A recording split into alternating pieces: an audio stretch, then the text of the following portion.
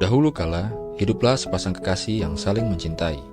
Mereka selalu bersama setelah menikah dan hidup bahagia serta memiliki seorang anak laki-laki yang mereka beri nama Boy.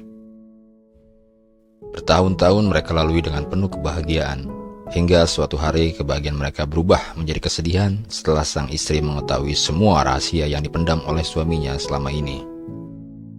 Ya, ia bukanlah wanita satu-satunya di hati sang suami.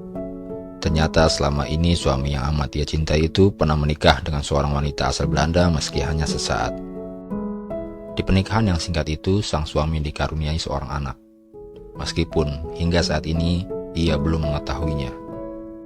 Seorang anak laki-laki yang kini hidup sebatang kara setelah ditinggal sang ibu untuk selama-lamanya. Seorang anak yang tidak pernah tahu siapa ayah kandungnya. Seorang anak yang selalu ceria meski hidup tanpa kedua orang tua. Seorang anak yang mungkin akan segera mengetahui semua kebenarannya.